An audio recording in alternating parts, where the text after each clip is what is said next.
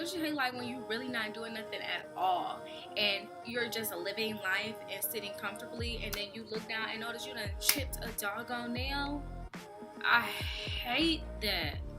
Alright.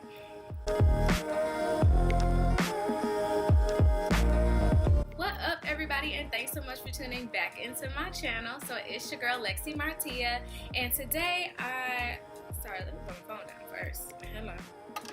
So I won't be distracted. Let me flip it the other way, honey. So today I wanted to talk to you guys about how I paid for my weight loss procedure to get the sleeve surgery. I know cost can be very intimidating for some of us, especially when you're deciding to make a large purchase in anything or opting to have a procedure that is very costly. You always want to look at, well, how much am I going to pay? So what is the cost? What is it going to be like? How is it going to hit my pockets? So I wanted to just talk about how I paid for my weight loss surgery to maybe give you guys some ideas if you're interested in the procedure, to give you an idea of how you can go about paying for your surgery and certain things that you may want to consider before, you know, jumping into it and deciding to have the surgery. So the first thing that I did was call my insurance company to see if they covered the procedure, because from there I would have either had to do option A or B, and I preferred option A, which was to have the procedure done here in the States. Now, another option for you guys who call your insurance company and they do not cover, you can look into going out of the country. I know a lot of people have gone to Mexico to have the procedure done because it's a lot cheaper than paying out of pocket here in the States. But I'm not familiar with that process. I really don't know too much about it, but I do know a lot of people have done it and have been very successful with it as well. So if your insurance company does not cover it, don't get discouraged. Just find other options to get it done, okay? But for me, I fortunately was able to be with an insurance company that covered the weight loss procedure. So after I found that out over the phone, I was speaking to some customer care service person, and we went over which procedure I was looking at, what the cost would be for me, and different options when it came to changing my insurance coverage. So I called my insurance company around October, or no, it was like September, October of 2016. And I knew I would be having a procedure in 2018. So I was at that stage of maybe I can change my healthcare coverage, right? Or like the premium, kind of a thing, to see which one would be more feasible financially for me. So once I was on the phone and they said, yes, we of course cover it, we began to talk about the plan that I was on. So the plan that I was on was called Pay Later, which means that you would pay less now to pay a little bit later on down the line. So I was on that plan initially because I really didn't visit the doctors too much. I really didn't have too many appointments, maybe my annual here and there. So I'm not about to be putting in a whole bunch of money into something that I know I'm not going to be using. So that's why I had the pay later option for then. And with that option, your insurance provider covered 70%, I almost said the wrong number. So it covers 70% of any procedures, any appointments, anything like that, and you would have to pay 30%. So with that plan, my deductible was $3,000. So with any healthcare provider, once you hit your deductible, your healthcare or the healthcare provider will cover any other expenses for the year. So because the surgery is so expensive, regardless, I would have had to come out of pocket to hit my deductible to make sure they covered the rest of the costs, if that makes sense. So with that plan, the pay later option, I had to come out of pocket $3,200, which to me it was like, okay, $3,200 isn't a lot, but I've seen or have done research where people have paid less than that. Other options do I have, right? So the other option was to elect into a 75-15 plan, or what is called the pay now option. That means you pay a little bit more now to pay less later. So my provider would cover 75% of all costs, and I will cover 15% And with that plan, I had to come out of pocket $1,300, which sounds amazing, right? To go from 32 to 13. But your premium would be a little higher. So that means, you know, when you get your paycheck every 2 weeks and they take that money out for your health care plan, that amount would be a little bit higher. So once I did all the math and I calculated all of that, it was cheaper for me to go with the 85-15. I hope I haven't been saying 75. If I did, then I'm correcting myself right now. It is the 85-15 plan, where my deductible was about $1,300 and I would pay about $20 extra a month in healthcare coverage. Then to go with the pay later option, where yes, my premium was lower per month, but I would have to come out of pocket $3,200. So I was saving about $1,200. So that was a blessing. So I said, okay, cool, let me go ahead and elect to do that option. So that's what I decided to do for the upcoming year. When the open enrollment came about, you know, around November time is when we get open enrollment for healthcare.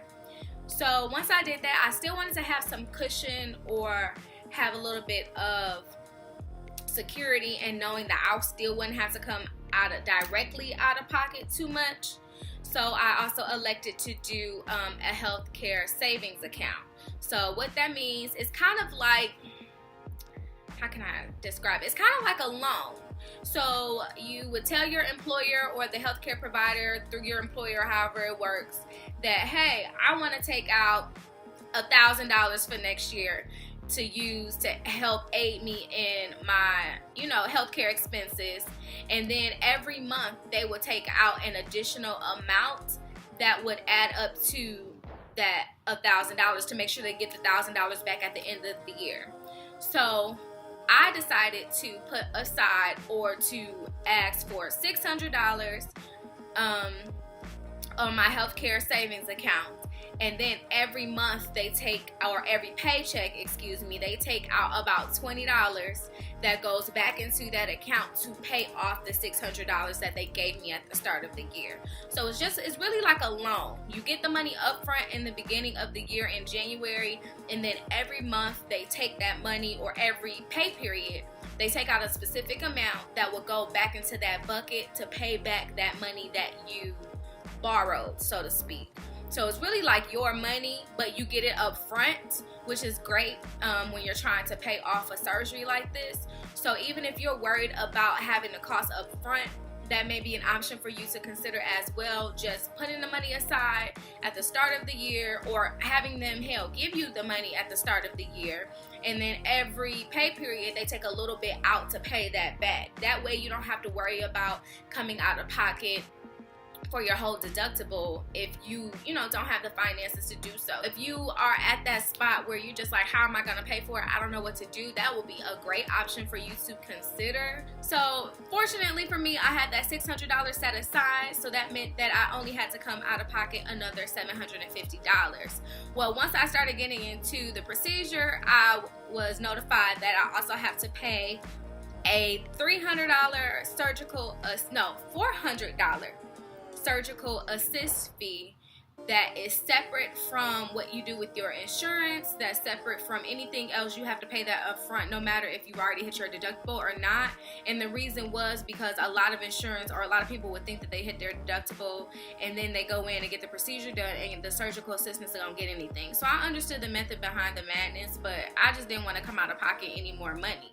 So I had the $600, and then, I'm looking down at my calculator because I'm not in class, so I'm not trying to do any math in my head, if that makes sense. So if you add the $1,350 for my deductible plus the $400 for the surgical assist fee, that's $1,750 which was the cost of the procedure. Got tongue-tied. So $1,750 or $1,750, right? I had $600 from the healthcare savings account, so that brought the total down to $1,150. So once I got done with all of my doctor's appointments and things like that, my total was about $800 that I still had to pay out of pocket. So the $400 went towards the surgical assistance, and then the other $400 or so was paid to the doctor's office. And then that was all that I had to pay because I had hit my deductible but I had also paid for my surgical assist fee. Now, the thing with the surgical assist fee is that you can submit documentation back to them to have your insurance cover once the procedure is done. So you pay that money up front, but you can possibly get a check back from your insurance company if you hit your deductible. So that's a major key. But we all have to pay our deductible. I'm not sure if everybody has to pay a surgical assist fee. I know with my hospital I did. And so that was what the situation was. But I also submitted documentation in to the surgical assistant office so that they can submit that to my insurance company. So then I will be reimbursed for that money since I already hit my deductible. If that makes sense. If you need some clarification, let me know in the comments below, because I know I just said it. I don't know. Hopefully that came off and everybody understood what I meant by that.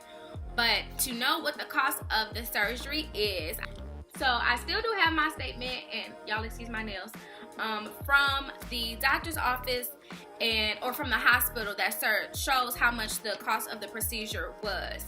So I was surprised to get this, because I wasn't surprised to get this. I was surprised at some of the things that they actually charge you for in the doggone hospital. So the total cost of the procedure, including my 1-day stay in the hospital, was $34,479.61.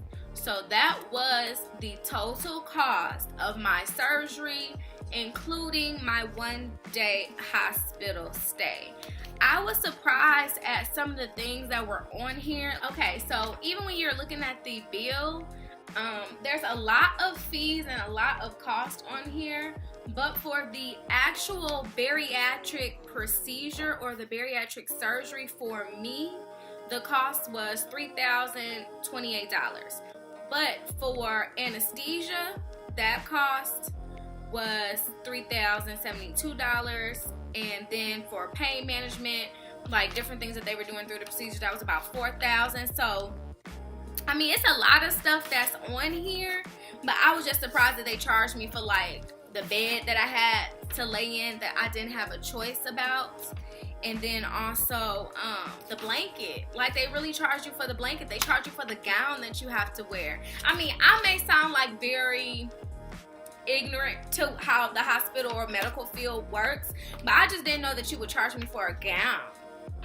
I mean, and I was there for a day. So imagine if I would have had to stay an extra day. I can't even imagine what the costs were, because all of the pain medicine and things that you get while you're there too on here. So the staples that they had to do to like my stomach and stuff is in here, how much they use. I mean, it's very interesting to see how like detailed this is, and I'll try to like skim through it and maybe insert a clip of it. Let me see what I can do, because I don't want you guys to know my but yeah, here it is at the very top. You see it says current account charges $34,479.61. So that was the cost of my surgery, and was it worth me coming out of pocket what, the $1,700 or so? Of course it was. I would do this again in a millisecond, wouldn't even think about it. But just so some people would know, I thought that it would be cool to kind of give you guys a breakdown of the cost of the procedures and everything. If you have any additional questions, or if I went over something too fast or didn't mention something that maybe you were looking to hear, then leave your questions in the comment section below, or you can also shoot me an email over to askleximartia@gmail.com, and I'll be more than happy to answer your questions there. So just make sure you stay tuned for the next video. Also, make sure that you like, comment, and subscribe, and I will see you guys in the next video. Bye. So before I forget, I actually had a subscriber, I'm pulling up your information now, girl, who wanted to know my stats and how much weight I had lost and all of that. 1 second. Let me find her. Yeah, so Miss Gina J, want to give you a quick shout out before I forget to answer your questions.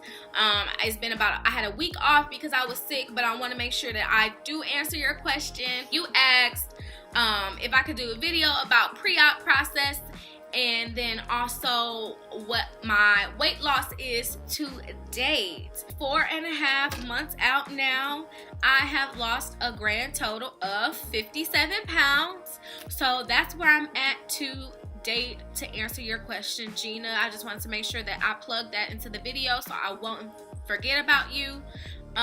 But yeah, so that's where I'm at to date. So Gina, if you want to know anything else that's more specific about my pre-op process, then make sure you leave that in the description box below as a comment. So I was kind of touching on things, but I just want to know if there's anything specific that you want to know so that I can cover that in my next video. But thank you for subscribing.